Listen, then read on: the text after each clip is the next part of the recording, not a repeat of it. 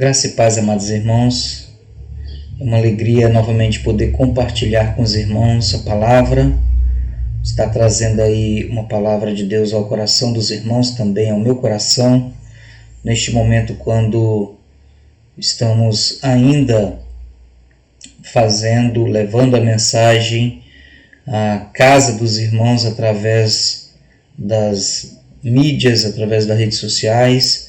Esperamos em breve estar retornando ao templo, mas enquanto isso nós temos que aproveitar esse momento e essa oportunidade que temos, este é o recurso que nós temos para que todos nós sejamos aí alimentados com a palavra.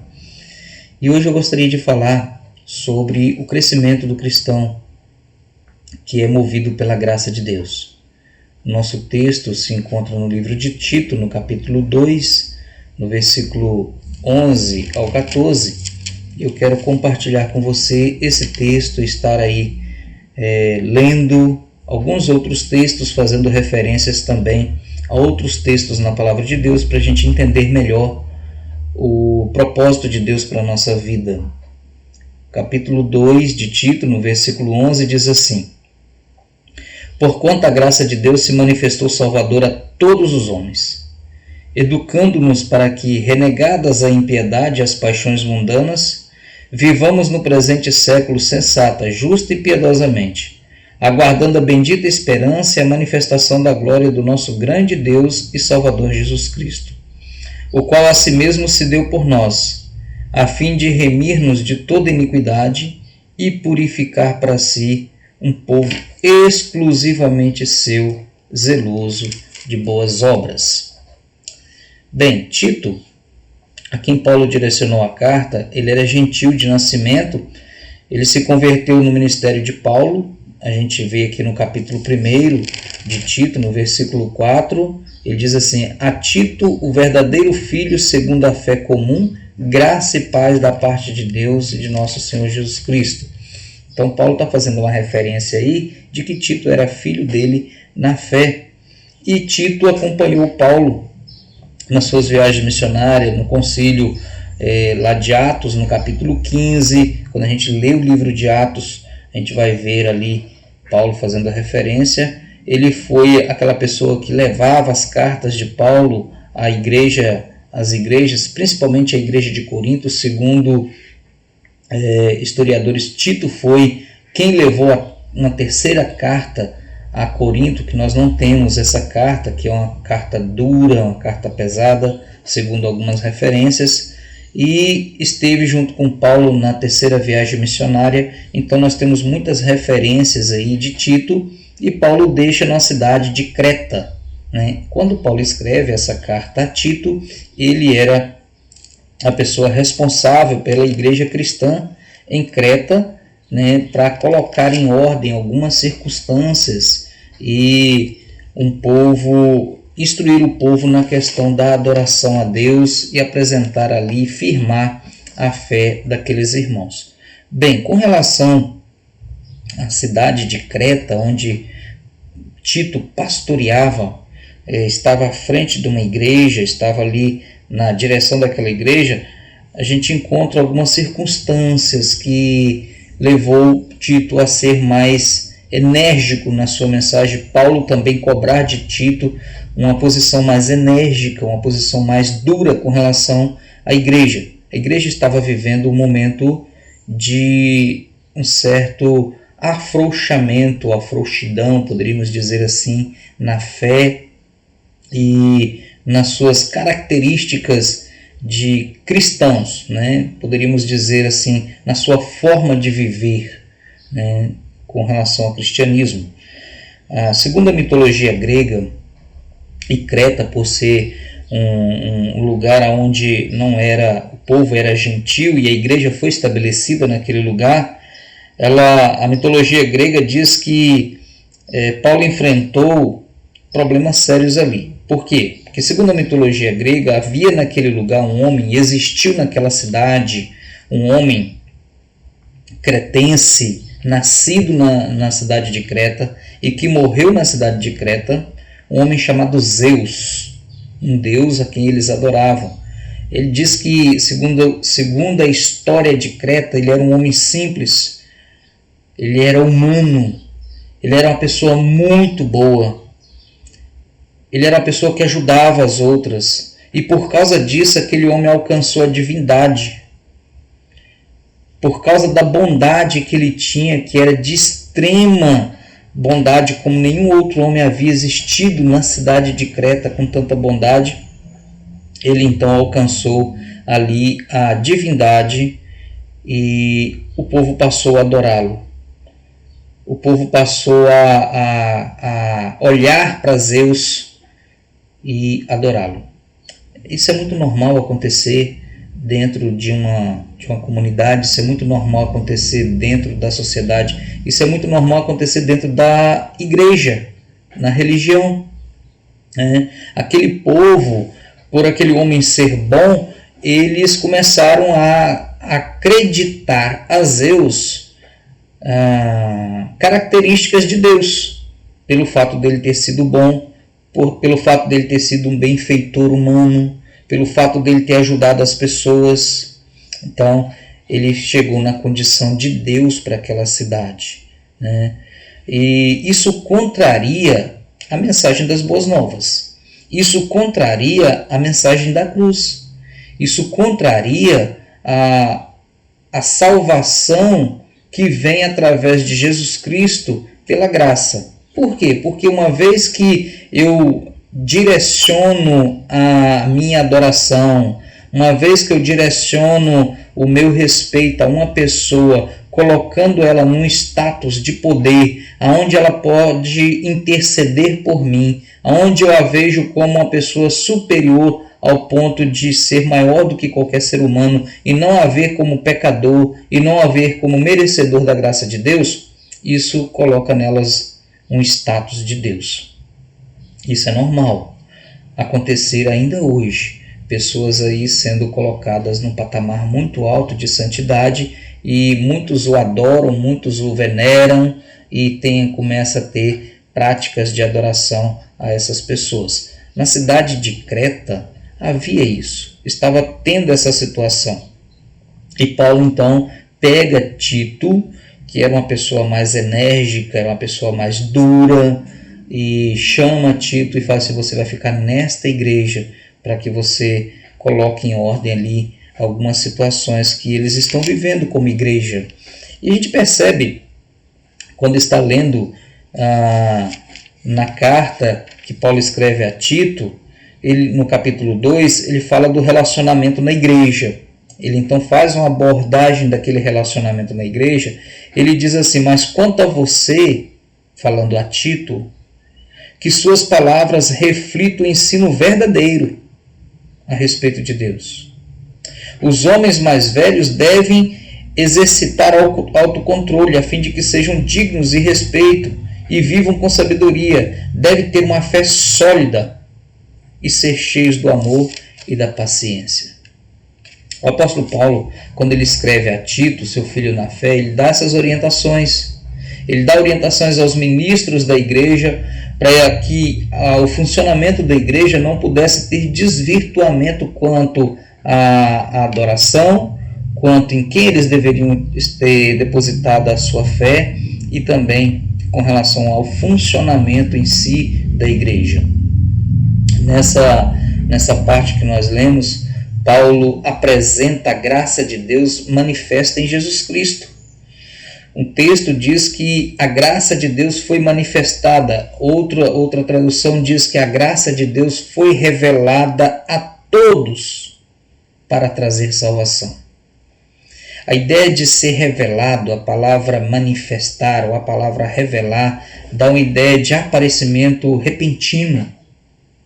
A graça clareou, ela se manifestou, ela se tornou notório, ela se tornou acessível para que as pessoas pudessem ver. Essa palavra no original, no grego, no original, ela dá um sentido de uma luz. De repente aquela luz acendeu. De repente clareou tudo. E isso ficou claro para mim que não existe outro, não é Zeus, não é nenhum outro ser que viveu aqui nessa terra, a não ser Jesus Cristo, que pode nos salvar e que pode nos dar libertação. Paulo chega para Tito e fala, olha, além dos problemas interpessoais que está tendo dentro da igreja, da falta de respeito, ele vai falar aqui no capítulo 2. Semelhantemente, as mulheres mais velhas devem viver de modo digno. As mulheres devem viver de modo digno e dar orientações gerais para a igreja. Não devem ser caluniadoras, nem beber vinho com excesso. Devem ensinar o que é bom. E a igreja estava vivendo um momento difícil, a ponto de Paulo escrever essa carta para tratar dessa situação. Os jovens estavam vivendo um momento difícil. Os idosos estavam vivendo momentos difíceis. Ele diz o seguinte aos homens, aos mais velhos, como nós lemos antes aqui, deve exercitar o autocontrole, que sejam dignos de respeito. As mulheres que não fiquem falando, faladeiras, as idosas, os jovens.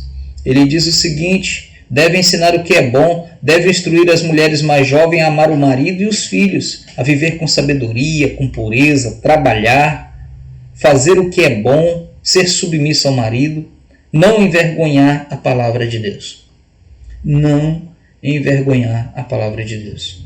Se de repente dentro de um contexto religioso, eclesiástico, você que é uma serva de Deus e que trata o seu marido como se fosse um cachorro, ou o seu marido que é um servo de Deus, trata a sua esposa como se fosse uma qualquer da rua, a palavra de Deus diz que isso é pecado. E nós, como cristãos, como servos de Deus, devemos entender pela palavra, essas mudanças têm que acontecer para que as outras pessoas vejam em nós dignidade de cristãos. Se eu estou crescendo movido pela graça, as minhas atitudes também mudam. Se eu estou crescendo movido pela graça, o meu jeito de tratar as pessoas mudam. E Paulo então chama Timóteo e fala, olha, instrui esses irmãos a respeito disso. Instrui a igreja a respeito disso. Incentive os homens mais jovens a viver com sabedoria. Você mesmo deve ser exemplo na prática das boas obras. Tudo o que fizer deve refletir a integridade e a serenidade do seu ensino. Paulo chega para Tito e fala também, tudo o que você fizer deve refletir a integridade e a sinceridade do seu ensino. Ou seja, eu não posso ser hipócrita, falar uma coisa e viver outra. O pregador da palavra, ele não pode ser hipócrita, ensinar uma coisa e não fazer. Paulo então avisa para Tito, olha, é dessa forma que você tem que viver. Porque a graça de Deus foi revelada a todos e ela traz salvação. Então, quem cresce movido pela graça, ele precisa entender o seguinte, eu sou conhecedor de que sou alvo da graça de Deus, porque você vai falar, eu não sou alvo não. Se você é, porque a palavra diz que ela foi revelada a todos, logo você é alvo da graça de Deus, tanto para a salvação, quanto para o crescimento, para uma vida digna, para uma vida íntegra, para uma vida que agrade o coração de Deus. Para entender a graça de Deus, da qual sou alvo, eu preciso entender também em que aspecto eu sou beneficiado. Quais são os aspectos que Deus quer trabalhar na minha vida? Primeiro, eu preciso saber que sou pecador.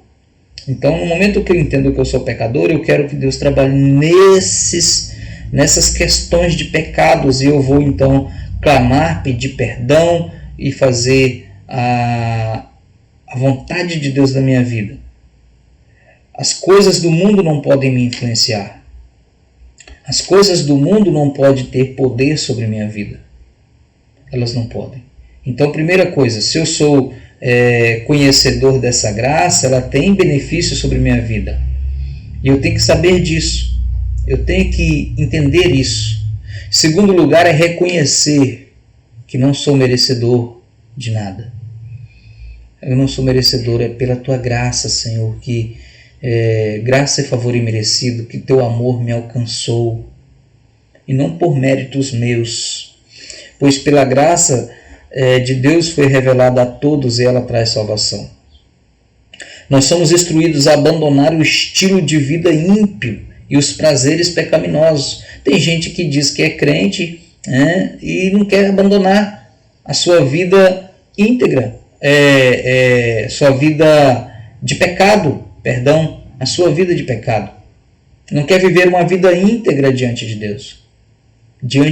Às vezes, para a sociedade está tudo normal. Talvez até para você não, isso é normal. Mas a Bíblia diz que não. Então, em primeiro lugar, você precisa ser conhecedor de que é pecador e que precisa mudar a palavra.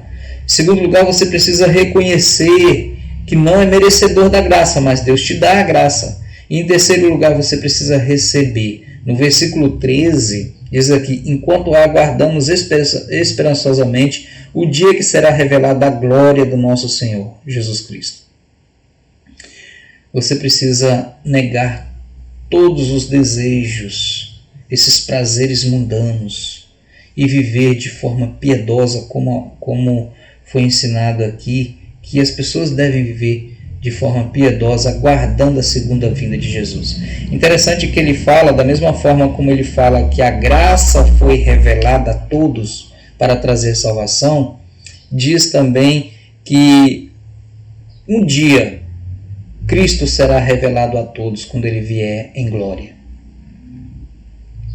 Nem todos serão salvos, nem todos vão aceitar receber essa graça. Também nem todos vão ser salvos, porque escolheram viver de forma indigna à graça de Deus. Escolheram não crescer movidos pela graça. Não querem ter essa vida de compromisso com o Senhor. Em segundo lugar, crescendo movido pela graça nos faz acreditar que haverá um encontro maravilhoso com nosso Deus. Versículo 13 diz: nós vamos ter um encontro maravilhoso com o grande Deus e Salvador Jesus Cristo. Nós vamos ter esse encontro. Também a palavra de Deus chama isso de bendita esperança. Vejamos alguns exemplos de algo que nos alegra quando temos esperança.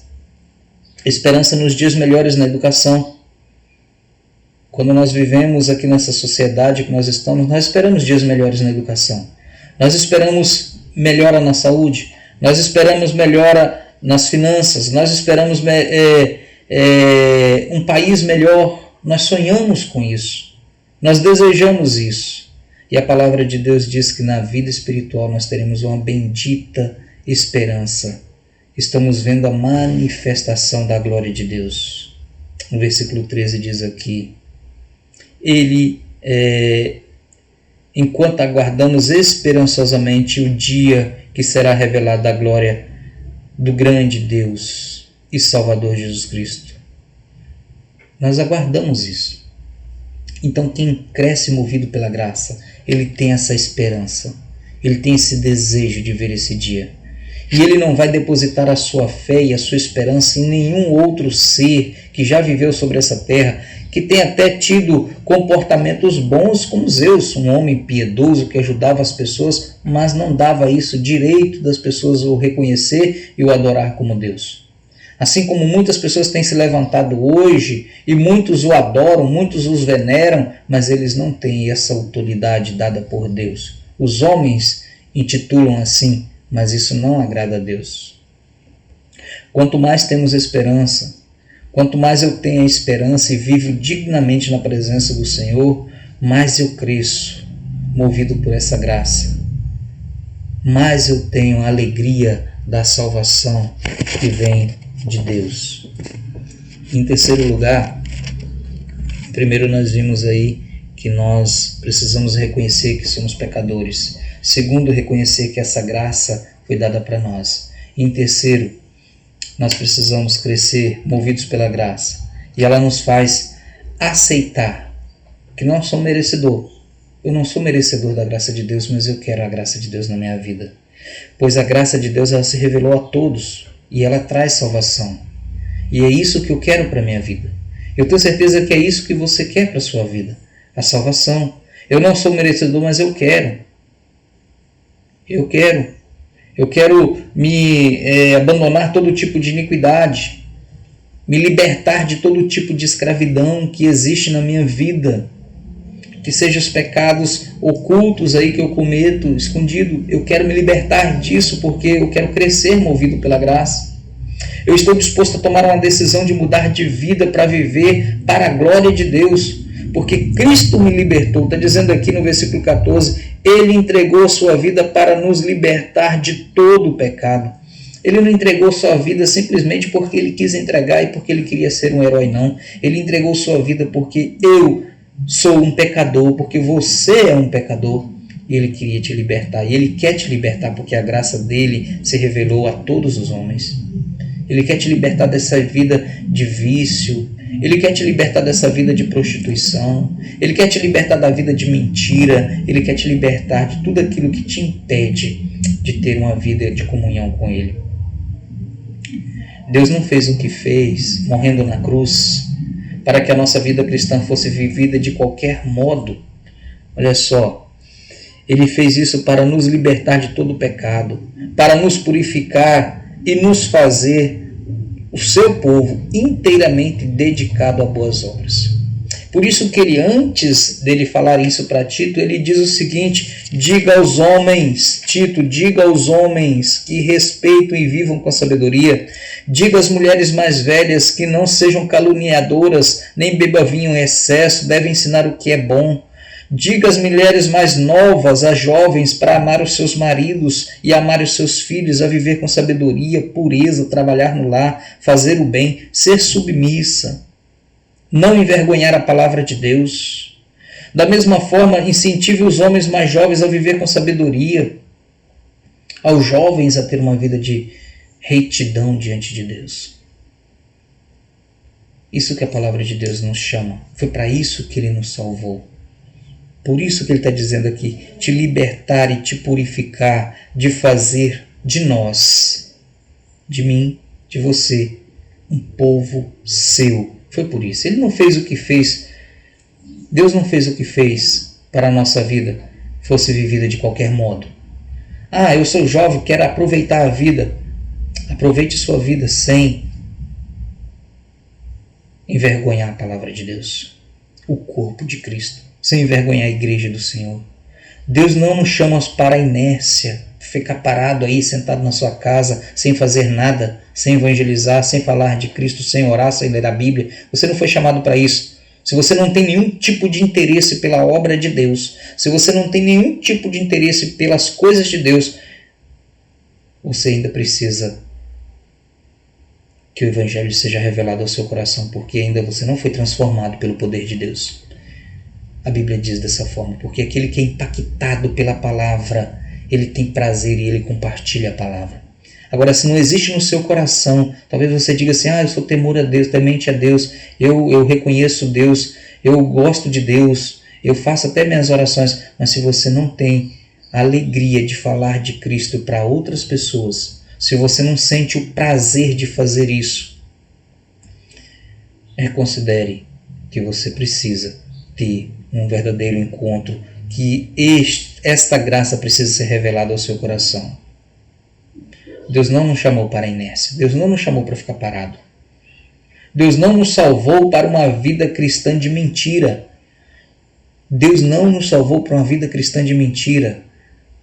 Você tem que ser sincero, verdadeiro diante de Deus. Aí você diz que é cristão e vive na bagaceira, na prostituição, na mentira, na bebedeira. Tudo que aparece para você, que o mundo oferece, você está dentro. Reconsidere. Analise sua vida, se de fato você foi alcançado pela graça. Porque a palavra de Deus diz que Ele quer fazer, Ele quer purificar sua vida e fazer de você povo de Deus. Eu não posso admitir e eu não posso aceitar, e a Bíblia não me dá margem para isso, para quem vive uma vida totalmente na bagunça, no pecado. Um dia está vivendo no pecado, outro dia está vivendo na igreja, outro dia não tem prazer no pecado, a alegria dele está no mundo, se essa pessoa realmente foi liberta por Cristo Jesus. A Bíblia não nos dá essa margem. A Bíblia não dá. Deus nos salva para que cresçamos espiritualmente. A nossa vida tem que ser de crescimento. A cada dia eu tenho que procurar uma vida ser melhor espiritualmente, para sermos zelosos de boas obras. ter uma vida íntegra diante de Deus. Porquanto a graça de Deus se manifestou salvadora. Por isso, Jesus teve que morrer. Por isso ele teve que morrer. Por mim, Jesus morreu. Por você, Jesus morreu na cruz. Para que nós pudéssemos crer nele, para que nós pudéssemos ser alcançados por ele e para que nós pudéssemos ser chamados de seu povo. Aqueles que têm uma vida de integridade, aqueles que têm uma vida de amor verdadeira, sincera a Deus. Deus quer que você, como seu filho, cresça movido pela graça e tenha uma vida de compromisso e responsabilidade. Quero orar neste momento. Bendito Deus e Pai, muito obrigado, Deus, porque o Senhor tem nos ensinado, assim como o Senhor ensinou a Tito, naquela época, a educar, a mostrar àquela igreja de Creta, os cretenses, a respeito de uma vida sincera e verdadeira diante do Senhor. O Senhor tem nos ensinado também através da Tua Palavra, e com aquela mesma palavra que ensinou a Tito, tem nos ensinado hoje que a nossa vida precisa de mudança e que nós precisamos crescer espiritualmente para a honra, para a glória do Teu nome. Faça-nos, ó Deus, um povo sincero, verdadeiros adoradores, comprometidos com Teu reino. Faça-nos, ó Pai, pessoas transformadas pelo poder da palavra. Nos dá sempre a alegria de Te servir. Nos dá ousadia para anunciar a Tua palavra. E que a nossa palavra, ela seja, ó Pai, em concordância com as nossas vidas, com a nossa atitude. E que possamos, através da palavra e através das ações, impactar a sociedade em que vivemos. É a oração, ó Pai, que nós fazemos neste momento agradecido pela Tua palavra, em nome de Jesus. Amém. Que Deus abençoe sua vida e que você possa crescer movido pela graça. Que Deus abençoe.